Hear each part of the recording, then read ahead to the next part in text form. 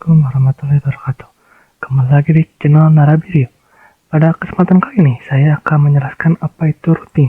Oke, apa itu routing? Routing atau perutian adalah proses memilih jalur terbaik di dalam jaringan atau antar jaringan agar paket data dapat mencapai tujuannya. Proses ini mirip dengan GPS yang menentukan rute terbaik dalam lokasi Anda ke tujuan akhir. Yang pertama itu ada konsep dasar routing. Yang pertama, router itu perangkat keras utama yang melakukan fungsi routing. Router bekerja pada layer 3 atau network layer dari OSI model. Tugas utamanya adalah menghubungkan dua atau lebih jaringan yang berbeda, misalnya jaringan kantor ke jaringan internet global. Kedua, ada paket atau paket data. Sebuah data yang dikirimkan setelah paket memiliki header yang berisi informasi penting termasuk alamat IP, sumber, dan alamat IP tujuan. Router membaca header ini untuk menentukan kemana paket harus diteruskan. Yang ketiga, router table atau tabel peraturan. Database yang disimpan dalam router. Tabel ini berisi semua informasi yang diperlukan oleh router untuk menemukan dan meneruskan paket termasuk alamat jaringan tujuan, jaringan akhir yang ingin dicapai. Itu ada next hop, itu alamat IP router berikutnya dalam jalur menuju tujuan. 3. Interface keluar, itu port fisik pada router tempat paket harus keluar. Ada juga metrik, nilai yang digunakan untuk mengukur kualitas jalur dipakai oleh protokol routing untuk memilih rute terbaik. Jadi yang kedua itu ada jenis-jenis router. Ada 3 jenis utama router yang menentukan bagaimana router membangun dan mengelola routing table. Pertama ada static routing. Itu administrator jaringan secara manual masukkan setiap route ke dalam rute ke dalam routing table. Keunggulannya sederhana, aman, dan membutuhkan resource CPU yang minim. Kelemahannya tidak scalable, sulit diimplementasikan pada jaringan besar karena memerlukan intervensi manual setiap kali ada perubahan topologi. Yang kedua, default routing. Itu rute khusus yang digunakan ketika router tidak menemukan entry yang lebih spesifik dalam tabelnya. Fungsinya sering digunakan untuk mengarahkan semua lalu lintas yang tidak dikenal, yaitu lalu lintas menuju internet global, ke router perbatasannya atau gateway. Ketiga ada dynamic routing.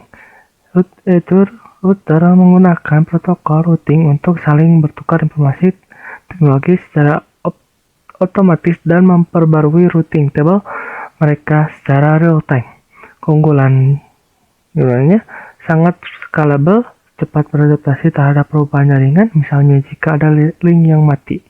Kelemahannya membutuhkan resource CPU dan bandwidth yang lebih besar. Jadi kita yang ketiga, itu protokol dynamic routing. Protokol dinamis dibagi berdasarkan cakupan operasionalnya. Yang pertama, Interior Gateway Protocol atau IGP, digunakan untuk routing di dalam satu sistem otonom atau Autonomous System, singkat AS, seperti jaringan perusahaan besar atau kampus. Pertama itu ada Distance Factor Protocol. Prinsipnya menentukan jalur terbaik berdasarkan jarak atau jumlah hop. Router hanya membagikan seluruh routing table kepada network terdekat, contoh RIP atau Routing Information Protocol. Yang kedua itu Link State Protocol. Itu menentukan jalur terbaik berdasarkan peta topologi jaringan secara keseluruhan. Router bertukar informasi tentang status link mereka, contoh OSPF atau Open Shortest Path Fees, dan ISIS, Intermediate System to Intermediated System. Protokol ini menggunakan algoritma Dijkstart untuk menghitung jalur terpendek. Itu bagian B-nya Exterior Gateway Protocol atau EGP digunakan untuk routing antar sistem otonom. Autonomous System, yaitu antar penyedia layanan internet ISP yang berbeda. Contohnya BGP, Border Gateway Protocol. Ini adalah protokol routing utama yang digunakan di internet global BGP. Tidak hanya mempertimbangkan metrik jalur, tetapi juga kebijakan dan aturan bisnis antar AS yang berbeda. Yang keempat, proses pengambilan keputusan atau decision making process.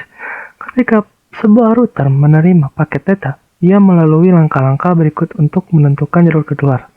Yang pertama, pemeriksaan header. Router memeriksa alamat IP tujuan pada header paket. Yang kedua, pencarian di routing table. Routing mencari entry yang paling spesifik menggunakan logis prefix match di routing table yang cocok dengan alamat tujuan. Ketiga, memilih route terbaik. Jika ditemukan beberapa rute menuju tujuan yang sama, misalnya melalui dua protokol berbeda, router menggunakan strategi berikut untuk memilih terbaik. Yang pertama, administrator distance atau AD dan matrix. Yang keempat, forwarding. Paket diteruskan melalui interface keluar yang telah ditentukan ke next hop router di jalur tersebut. Oke, sekian. Terima kasih untuk video kali ini. Sampai jumpa lagi di lain waktu. See you.